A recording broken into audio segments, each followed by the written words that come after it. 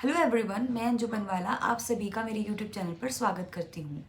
तो मैं अपने चैनल पे काफ़ी बार देखती हूँ कि दो चीज़ों से रिलेटेड बहुत डाउट रहते हैं।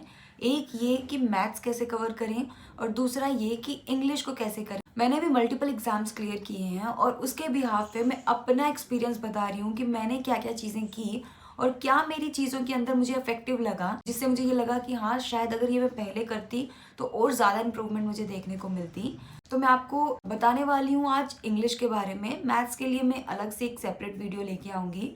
आज की वीडियो में हम बात करने वाले हैं कि आप इंग्लिश को कहाँ से कैसे कवर कर सकते हैं। इसमें हम सिर्फ वोकैब की बात करेंगे। अगर आपको ग्रामर से भी रिलेटेड कोई प्रॉब्लम है तो आप नीचे कमेंट में लिख सकते हैं। मैं ग्रामर के लिए भी एक सेपरेट वीडियो लाने की पूरी कोशिश करूंगी। जब भी वोकैब की बात आती है तो आपने कुछ बुक्स हैं जो ज़्यादातर कॉमन है और आपने ज़्यादातर लोगों के मुंह से सुना होगा कि इस बुक से कर लो। वो है, एक तो वर्ड पावर मेड इजी, दूसरी आपने ये देखी होगी ब्लैक बुक जो होती है, तीसरी किरण पब्लिकेशन की एक ये बुक आती है। तो ये कुछ 3 बुक्स हैं जो सबसे ज़्यादा फेमस रहती हैं, सबसे ज़्यादा वोकैब को करने के लिए बोली जाती है कि बेस्ट है। तो मैंने ये 2 बुक्स से कवर किया है, एक तो किरण पब्लिकेशन और एक ब्लैक बुक, दोनों भी मैंने पढ़ी है। तो दोनों का ही मैं आपको बताऊंगी कौन सी ज़्यादा बेहतरीन है, कौन सी से आपको करनी चाहिए और किस तरीके से करनी चाहिए।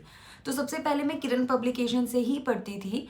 उसमें क्या है कि आपको एक सिस्टमेटिक वे में नहीं मिलेगा, कुछ उनके बीच में रिलेशन नहीं है, जस्ट वो प्रीवियस ईयर की सीरीज वाइज आती है कि 2014 में 2015 में इस एग्जाम की ऐसे आ रखी होती है। तो कहीं ना कहीं किसी किसी बच्चे को ये थोड़ा सा दिक्कत दे देता है और बहुत सारे रिपीटेड भी होते हैं।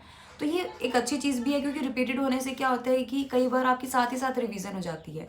बट फिर किसी ने जब मुझे सजेस्ट किया कि ब्लैक बुक से वोकैब करनी चाहिए तो मैंने ब्लैक बुक से किया, क्योंकि हमारा दिमाग भी बहुत बार ऐसा होता है ना, जब हमें पता चलता है कि अच्छा सिर्फ यही बुक करनी है, अच्छा सिर्फ सारे सिस्टमेटिक वे में है, इस तरीके से करने हैं, तो वो ज़्यादा अच्छे से कवर करता है। मुझे ऐसा पर्सनली लगता है, शायद आपको भी ऐसा फील होता हो। तो मैंने ब्लैक बुक कैसे पढ़ी, क्योंकि ब्लैक बुक में भी सब कुछ पढ़ने के लिए नहीं है, उसमें भी आपको लिमिटेड चीज़ें ही पढ़नी है। मैं स्पेसिफिकली इसके अंदर one word substitution, idioms and phrases और कुछ 200 इसके अंदर वर्ड्स हैं जिनके साथ ही में सिनोनिम्स एंड एंटोनिम्स दे रखे हैं, वो सिर्फ इसमें से पढ़ती हूँ। तो उसको मैं कैसे कवर करती हूँ वो मैं आपको बताऊंगी, और आप भी अगर इसको अपनी प्रिपरेशन के अंदर लाएंगे तो आपको बहुत फर्क देखने को मिलेगा। सबसे पहले ये तीनों चीजें आपको करनी है, यानी कि पहले वन वर्ड सब्स्टिट्यूशन करना है, फिर कुछ और करना है, फिर कुछ और। रोज की एक हैबिट बनाओ। जैसे मैं क्या करती हूँ, सुबह उठ के सबसे पहले इंग्लिश का ही करती हूँ, क्योंकि आपका फ्रेश माइंड होता है। आपका जब भी माइंड फ्रेश हो, आपको लगता है सबसे ज्यादा प्रोडक्टिव हो, उस टाइम आप अपना ये रिवाइज कर सकते हो।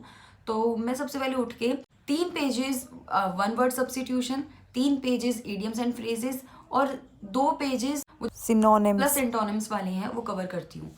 और ये रोज का है, आपको ये नहीं है कि आज कर लिया कल नहीं, कल कर लिया परसों नहीं, इस तरीके से नहीं करना। आपको रोज का जितनी आपकी कैपेसिटी है, मैं नहीं कह रही कि आप 2 ही पेज करो, 3 ही पेज करो, बट क्योंकि अगर आप अभी CPO 2024 की प्रिपरेशन कर रहे हो, हाँ आपके पास टाइम कम है, तो थोड़े से ज़्यादा एफर्ट्स आपको लगाने पड़ेंगे।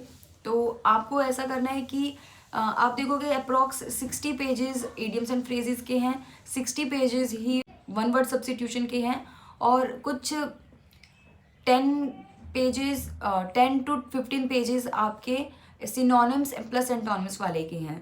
तो उस हिसाब से आपके पास जितना भी टाइम है आप एक रिवीजन कर सकते हो, क्योंकि मैक्सिमम आप देखोगे अगर आप अभी प्रिपरेशन कर रहे हो CPO 2024 की, तो कुछ वोकैब तो आपने अभी तक पढ़ी ही होगी। तो जब आप पढ़ोगे तो आपको बहुत से तो ऐसे वर्ड्स होंगे जो आपको देख के पता चल जाएगा कि हाँ ये तो मुझे आते हैं, और बहुत सारे रिपीटेड वर्ड तो ऐसे होते हैं जब आप मॉक टेस्ट वगैरह लगा रहे हो तो बहुत बार आपको देखने को मिलते हैं, तो काफ़ी वर्ड्स आपको आएंगे भी।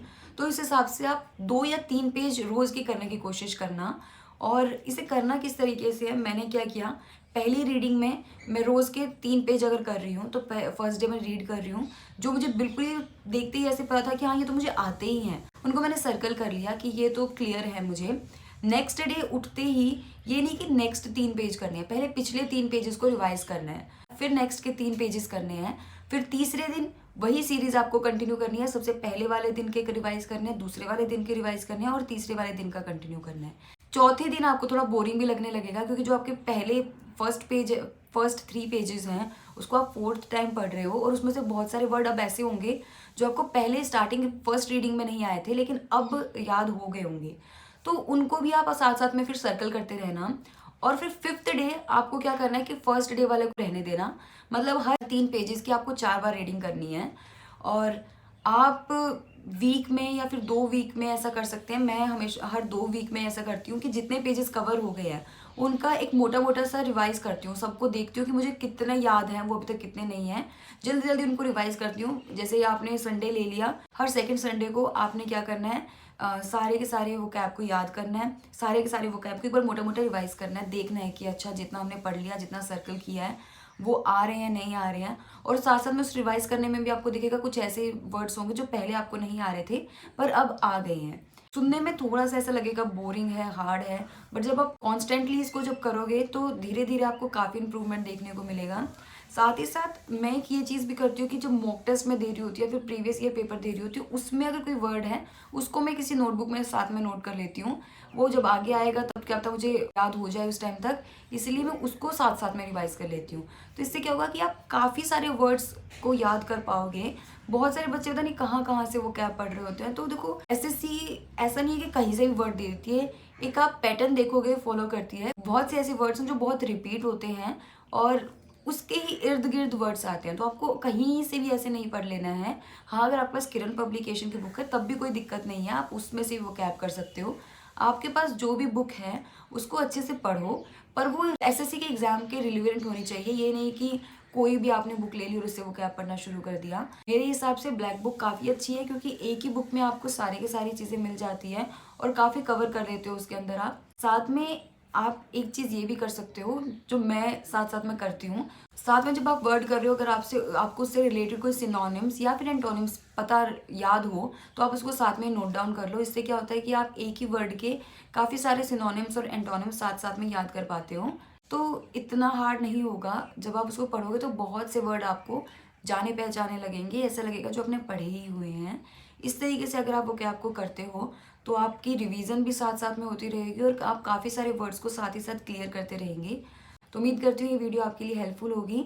नेक्स्ट मैं मैथ्स की वीडियो भी जल्द लाने की कोशिश करूँगी और अगर आपको ग्रामर से रिलेटेड भी जानना है कि कैसे ग्रामर को करें, आप नीचे कमेंट में लिख सकते हैं।